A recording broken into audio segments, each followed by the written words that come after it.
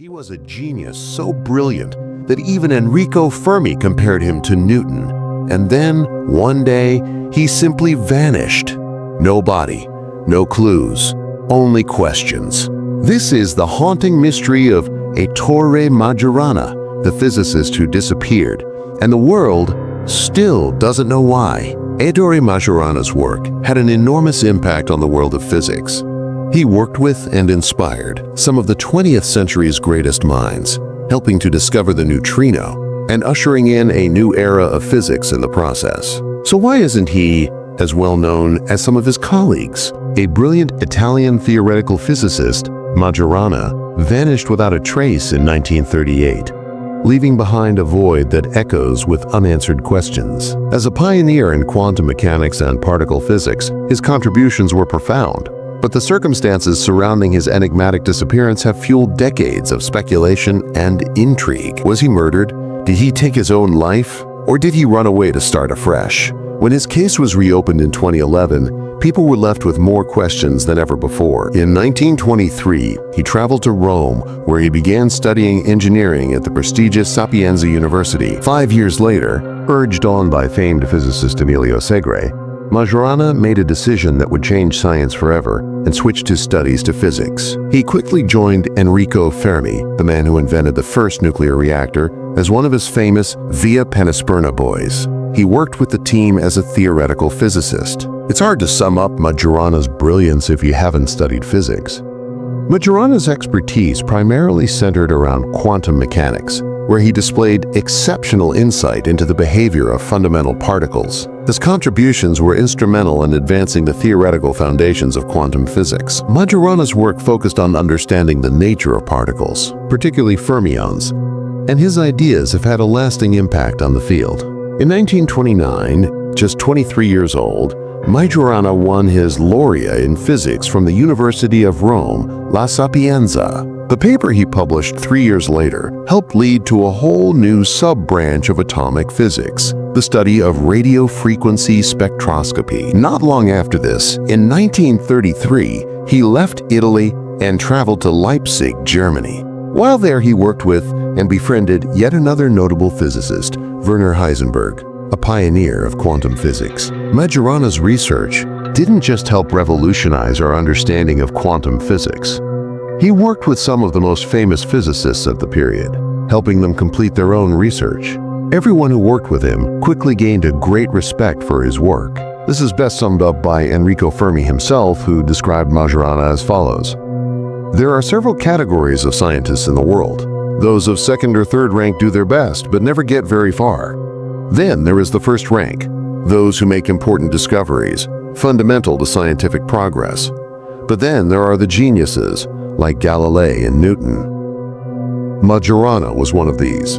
High praise indeed. For decades, some of Majorana's greatest achievements remained overlooked. This was largely down to the fact that the man hated receiving attention. He rarely took direct credit for his discoveries, thinking them dull and unimpressive. In his entire career, he produced just 9 papers. His most notable contribution was the formulation of the Majorana equation, a groundbreaking theoretical framework that described particles capable of being their own antiparticles. This concept, known as Majorana fermions, introduced a new dimension to the understanding of particle physics. In addition to the Majorana equation, he made influential strides in the study of neutrinos, contributing valuable insights into their properties and behavior. Fermi wanted Majorana to write an article on his discovery, but the ever-shy Majorana refused.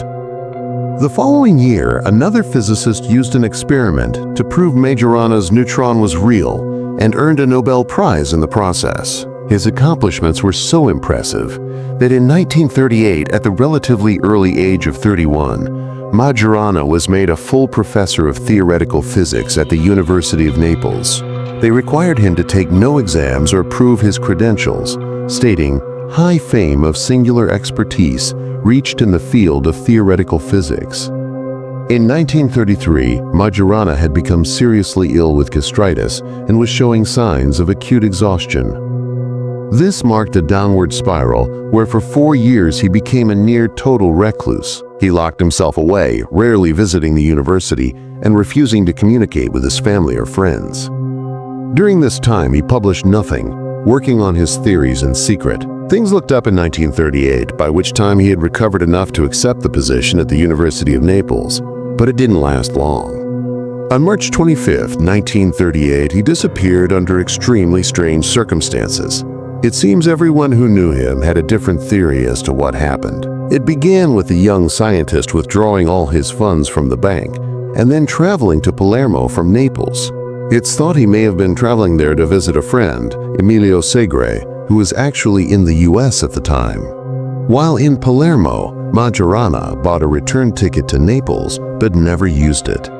Shortly after buying it, he sent a letter to his boss, Antonio Corelli, director of the Naples Physics Institute, which stated that he would not be returning. He apologized for any trouble caused and begged for forgiveness. The strangest part of the letter, though, was how he ended it, cryptically stating, "I ask you to remember me to all those I learned to know and appreciate in your institute. I will keep a fond memory of them all at least until 11 p.m. tonight, possibly later too."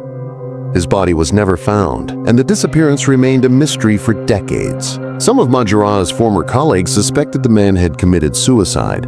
He had been troubled in the past, overworked himself, and was acting strangely.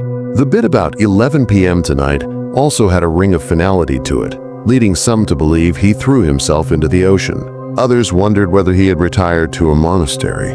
Majorana had grown up in a Catholic household and was still a religious man despite his scientific leanings.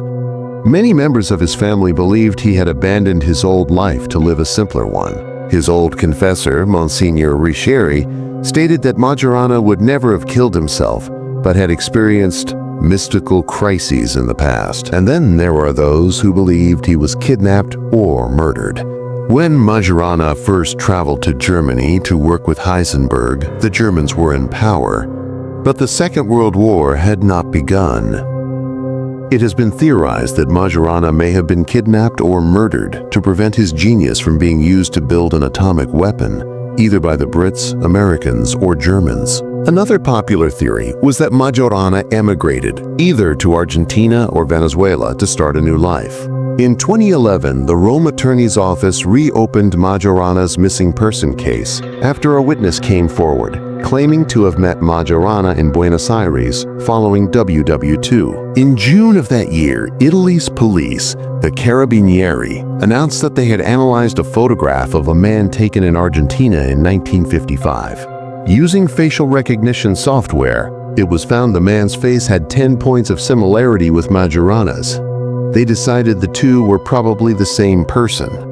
4 years later, on February 4, 2015, the Rome Attorney's Office announced that the case had been closed. They believed that Majorana had been alive and living in Valencia between 1955 and 1959. They had no reason to believe Majorana had been forced into leaving his own life and felt he had done so by personal choice. Did the Italian cops get it right?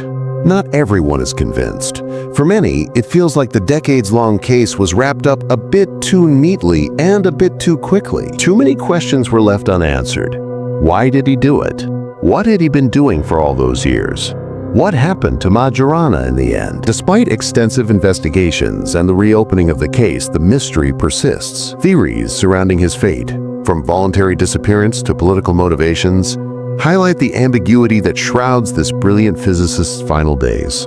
Ettore Majorana's vanishing act continues to captivate imaginations, reminding us that even in the pursuit of scientific truth, some questions remain elusive and enigmatic.